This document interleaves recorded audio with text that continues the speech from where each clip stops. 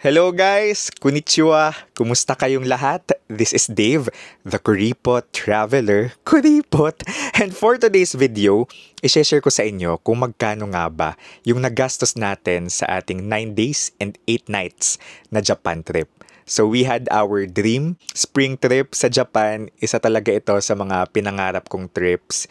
Yung makita yung cherry blossoms in full bloom sa Japan. And na-achieve naman natin siya. Sumakses tayo sa part na to.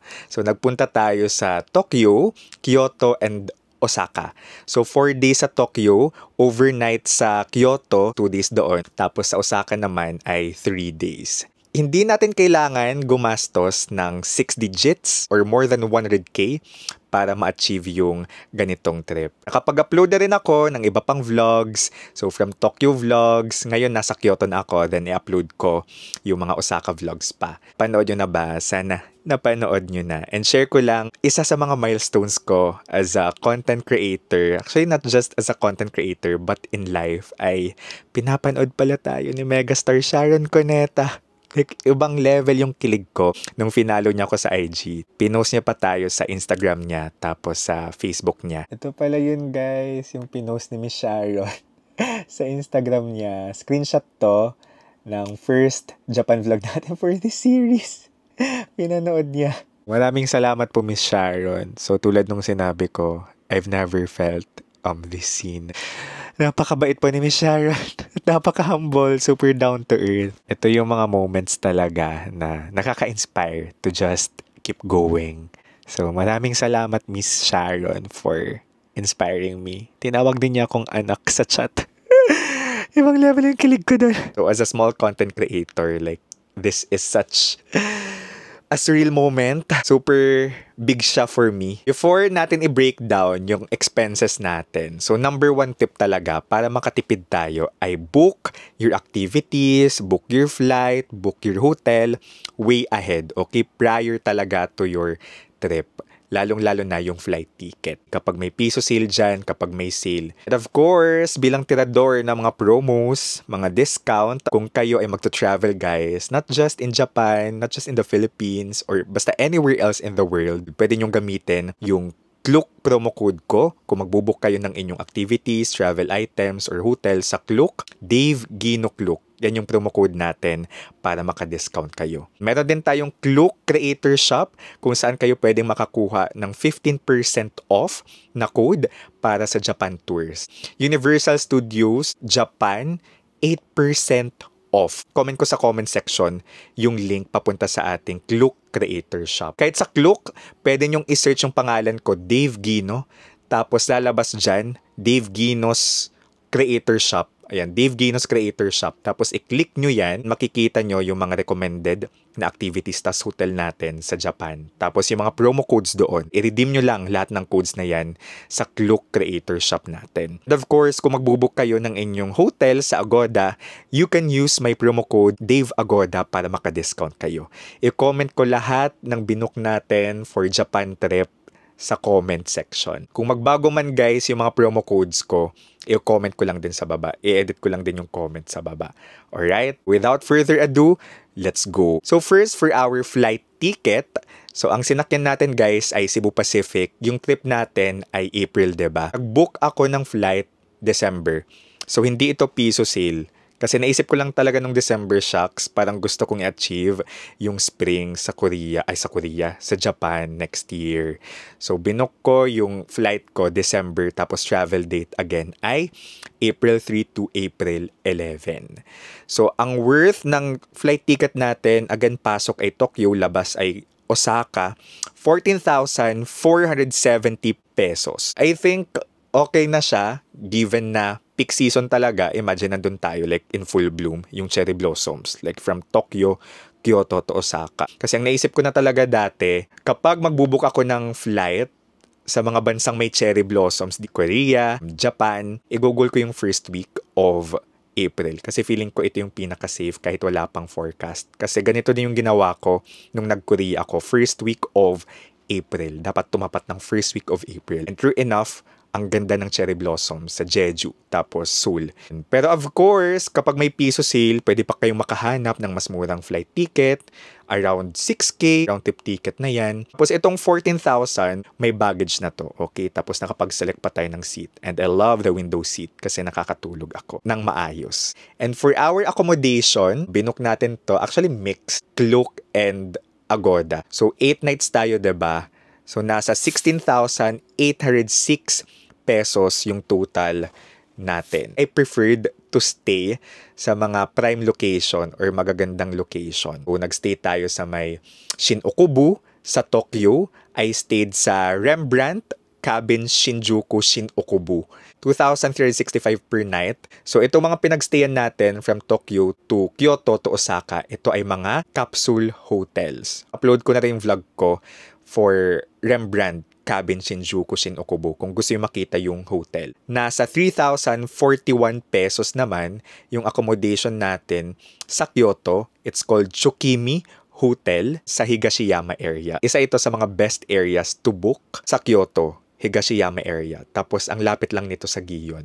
So inisip ko na okay, I should book sa hotel na pwede ko lang lakarin yung Gion area. Kasi yung Gion, ito yung maganda at night. Like, sobrang stunning, sobrang breathtaking at night sa Kyoto. So, ito yung Geisha District sa Kyoto. Ang daming nakakimono. Sa Osaka, nag-book tayo sa Dotonbori. Ilang tumbling lang, nandun ka na sa Glicoman. Ilang tumbling ka lang, nandun na yung Don Quixote, yung shopping area. Ang binook nating hotel, Acro Capsule Hotel, Namba, Dotonbori. Ito yung pinakamura. 1,435 per night. Super lapit lang sa train station. Yun naman talaga yung dapat nating i-achieve.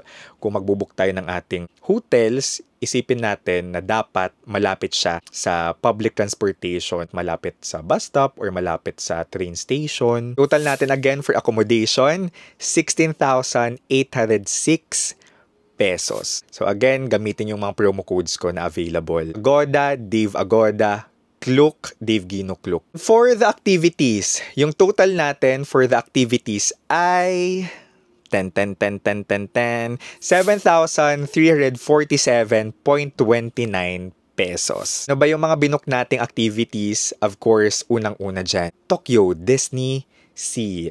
Pangarap ko din talaga guys, makapag-Disney Sea. Dahil sa Rapunzel's Lantern Festival, yung sa Tangled, yung daming lanterns. Surreal moment din ito for me kasi nung first time natin sa Japan, I was just a fresh grad. So wala pa talaga akong budget para mag-Disneyland, mag-Disney Resort. So may vlog ako na nasa labas lang tayo ng Disneyland. Like pinakita ko lang talaga na nakarating ako sa Disneyland pero sa labas. But this time, nakapasok na tayo sa Disney Resort in Disney Sea. Yung Disney Sea daw, according to reviews, this is the most beautiful and the best na Disney Resort in the world. Kapag nasa loob ka talaga, iba yung vibe kasi nakapag-Hong Kong Disneyland na rin tayo It's so magical, dinala ka sa ibang mundo talaga, at kakaiba yung concept ng Disney Sea, 'di ba? At sobrang ganda. Sobrang ganda nung show, nighttime show. Like nasa body of water sila, yung mga performers, and it's one of the best spectacular shows that I've ever watched, or the best. Grabe din, napaiyak din ako kasi ang surreal lang sa pakiramdam. Yung Disney Sea pala guys, it's worth 3,872 pesos. Another activity na hindi nyo dapat palampasin, of course, ay yung Mount Fuji Tour. Kung nasa Tokyo na kayo guys, mag Mount Fuji Tour na kayo. One of the iconic symbols of Japan. 'Di ba? The perfect cone. Sobrang swerte namin kasi nakita namin yung Mount Fuji in its full glory. Kasi nung araw na yon na forecast na uulan. As in, uulan the whole day.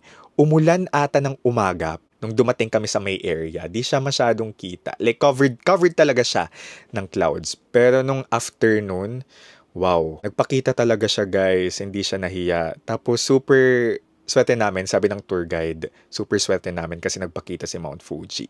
And according to internet, in 1 year, average around 80 days lang nagpapakita si Mount Fuji. So, super swerte natin na natapat talaga tayo sa araw na nagpakita siya. So, yung rate ng Mount Fuji ay 2,875 pesos. So, kasama na dito yung bus, yung lunch hindi pa kasama. So, yung tour guide, and then Spa World. Ito naman yung ginawa natin sa Osaka. Nag-onsen tayo. It's my first time to experience onsen. Yung Japanese na onsen. Although sa Korea, nag-gym-jilbang na rin naman ako. You know, the public bath. Spa World is one of the biggest onsens or public bath houses in the world. Yung entrance dito ay nasa 600.29 pesos. Again, yung total natin guys ay 7,347.29 pesos for the activities. Ako talaga, syempre gusto ko rin mag-USJ, 'di ba? Universal Studios Japan. Pero ako, one amusement park at a time. So next time na lang yung USJ kapag bumalik tayo sa Japan or bumalik tayo ng Osaka.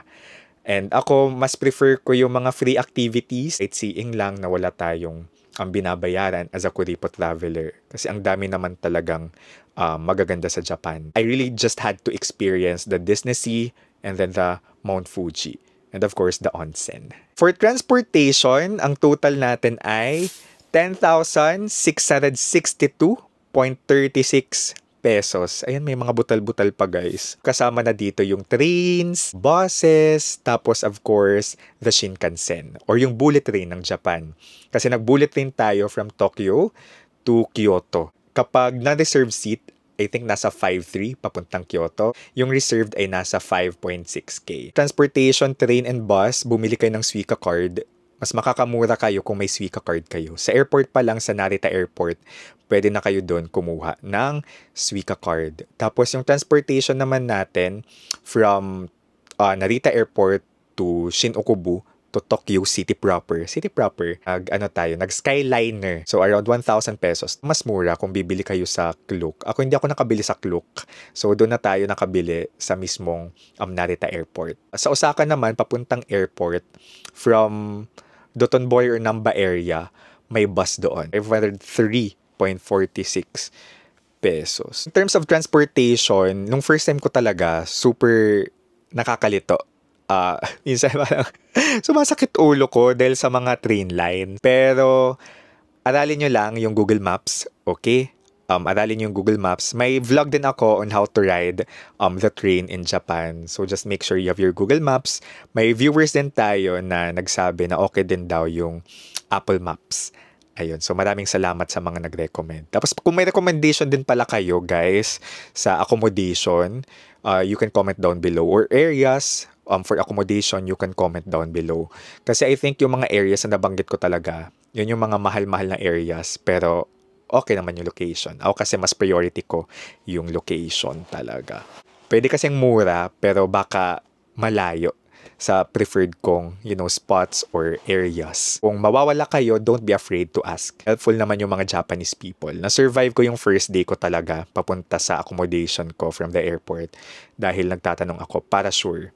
'Di ba? Makita ko sa Google Maps tapos minsan dino-double check ko, is this right? Or nasaan yung exit? So don't be afraid to ask. Empower nyo yung mga sarili ninyo na maging courageous sa pagtatanong, okay? Approaching people. Ito yung mga nakaka-improve sa personality, sa character natin, 'di ba? Kapag nagta-travel tayo, it's nice to travel. We get to learn. So yun, for transportation, 10,662.36 pesos. So may vlog din ako for Shinkansen, okay, bullet train. Nabook ko din siya sa Klook. And then for food, ito talaga hindi ko, although pumipili pa rin naman ako kung saan yung mura, pero hindi ko tinipid yung sarili ko sa pagkain dito. So yung total ko for food, kasama din yung drinks, ay 9,722.72 pesos. Average siguro ng meals na kinonsum ko ay nasa 300 to 500 pesos. So, nagyakiniko ako sa Tokyo, tumikim ng matcha na frap sa Kyoto, tapos nag-ramen sa Osaka. Actually, ang dami ko pang kinain. Nag-food trip sa Nishiki Market sa Kyoto. It's the kitchen. Kyoto's Kitchen. Tinatawag na Kyoto's Kitchen. So, may mga na-try din akong bago. Lalo na sa Osaka, kasi yung Osaka, that's also the kitchen of whole of Japan. Osaka is the food capital of Japan. So, wag nyong tipirin yung sarili ninyo sa pagkain. You can search. Ako, nagsasearch ako saan yung mura. Or kapag may makita akong feeling ko masarap, tapos makita ko yung price sa labas na okay na, medyo mura-mura naman, papasukan ko at kakain ako. Then, travel tax, 1,620 pesos na binayaran ko na sa NAIA. So, yung total expenses natin, guys, ay 60,629 pesos. Definitely, kaya nyo pang makamura. Unang-una kung makakabook kayo ng murang flight ticket. May mga nag-comment din sa TikTok ko kasi pinost ko na tong video, like may reel na ako on my expenses. My gosh, 35K like 8 days in Japan. And depende lang din naman also kung ilang araw kayo. Tapos syempre, depende rin sa lifestyle. Depende rin sa travel lifestyle ninyo. Maximize the public transportation kasi efficient naman yung public transpo sa Japan. Lakad-lakad din pag may time. Walkable country naman yung Japan. Kayo guys, kailan na kayo magja-Japan? And kung nag-Japan na kayo, magkano yung nagastos ninyo? Comment down below. May 5 years tayong multiple entry na visa. I hope makabalik ulit ako sa Japan real soon, probably next year. Gusto ko din ma-experience yung autumn. Basta I appreciate you guys, lalong-lalo na yung mga tumututok talaga sa Japan vlogs natin. I'm always inspired to upload kapag nakabasa ko ng comments. Ayan.